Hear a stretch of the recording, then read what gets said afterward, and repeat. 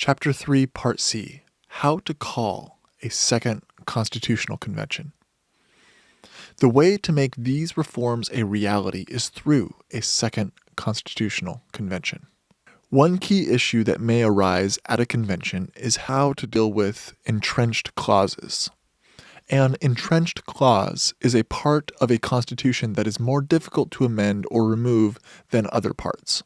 For example, Germany's Article 79 stipulates that amendments to the principles laid down in Articles 1 and 20 shall be inadmissible. Germany's decision to entrench Article 1, its Declaration of Human Rights, and Article 20, its declaration of it being a democratic state deriving its power entirely from the people, was a direct response to the autocratic horror of Nazi Germany.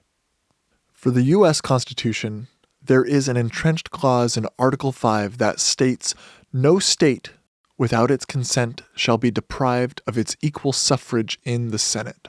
How might the delegates of a second constitutional convention deal with this entrenched clause? They could leave it be, or they could follow the precedent of the first constitutional convention. In 1787, the framers threw out the entire Articles of Confederation and drafted our Constitution from scratch.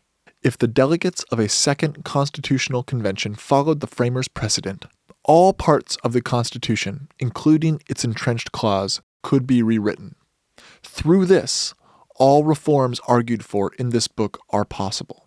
To enact these reforms, a constitutional convention is the end goal.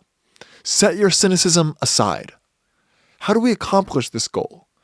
What are the necessary steps? What is the best political strategy? What about tactics? What about action? To begin, the rules for amending our Constitution are denoted in Article 5. Amendments require the approval of 2/3 of both houses of Congress, 67 senators and 290 representatives, and become law after ratification by the legislatures in 3/4 of the states, 38 out of 50 states. A constitutional convention can be called by the legislatures of 2/3 of the states, 34 of 50. In short, the state legislatures are the key. The 7,386 people that comprise the 99 state houses, assemblies, legislatures, and senates have the power to call a convention. 49 states have bicameral legislatures, while Nebraska has a unicameral legislature. These are the people who must be convinced to call a convention. Every state is different, and every legislative body is different. The state houses range in size from 40 representatives in Alaska to 400 New Hampshire. And the state senates range in size from 20 senators, Alaska again, to 67 Minnesota.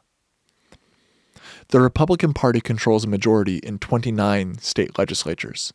The Democratic Party controls a majority in 18 state legislatures. Emblematic of our hyperpartisan time, there are only 3 states in which one party does not control both legislative chambers: Michigan, Minnesota, and Pennsylvania. Because neither party controls enough legislative bodies to call a convention on its own, the coalition must be bipartisan. Accordingly, the political strategy to convince each state and each legislative body to call a convention must be tailored to its specific idiosyncrasies.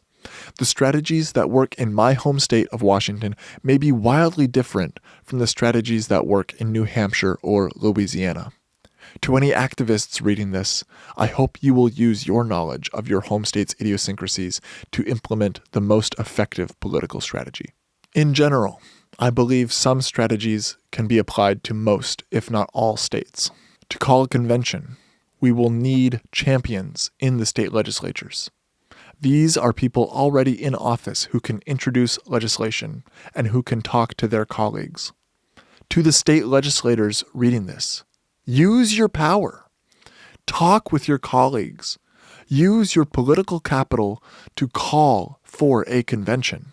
To assist our champions on the inside, We need a campaign putting pressure on each legislature from the outside in every state. Likely, we will need wealthy political donors to fund the campaign. It will be difficult to defeat the moneyed interests defending the broken status quo without having moneyed interests of our own. We need to build a massive grassroots movement. To do this, we need to spread the word of constitutional reform and how a convention could be the way to fix our broken politics. This means talking to your friends, your family, your neighbors, your colleagues, and anyone who can cast a ballot. We need to build a popular majority, probably a supermajority, in support of a convention. What if there were a national referendum on constitutional reform, and a clear majority voted in favor of reform? Facing such pressure, our legislators would have no choice but to call a convention. And if they do not, we need people to step up and run for office to replace those legislators who remain intransigent in their defense of the sclerotic status quo. Calling a convention is a daunting task. It could easily be the work of decades and generations. But political windows can open suddenly. If our political system breaks down in the aftermath of the 2024 election, there could be a once-in-a-generation, once-in-a-century opportunity for transformative political reform. The last time constitutional reform of this magnitude was passed was during and immediately after the Civil War. The 13th, 14th, and 15th Amendments were passed by the winners of the Civil War and imposed, literally at gunpoint, upon the losers. The purpose of calling a convention is to avoid such bloodshed. This is not to say that such horrific violence is or will be necessary for constitutional change. Rather, that the window for reform can open suddenly and will, in all likelihood, not last long. If and when the window for reform happens, it will be important to have the reforms ready to go. Here is an incomplete list of actions you could personally take to call for a convention. Contacting your legislator to ask them to support a constitutional convention. Mailing a physical copy of this book to your legislator. Talking in person about a constitutional convention to your friends and family, classmates, and colleagues. Advocating for a constitutional convention on your social media. Convincing whatever social or political groups you are already a part of to support a convention. Organizing with other Americans in support of a convention. Marching in the streets, demanding our politicians act. And organizing and participating in a general strike. Yet still, this seems insufficient. I can only tell you what I have done and what I plan to do. To the extent that writing a book counts as action, that is what I have done. I hope to continue working in the democracy reform space in some capacity, but my cynicism means my expectations are low. I hope people read this and share it, and then use their creativity and energy to further the cause of constitutional reform. Because successfully calling a convention, and for it to be successful in creating a more perfect government, would be close to a miracle. The next steps are up to you.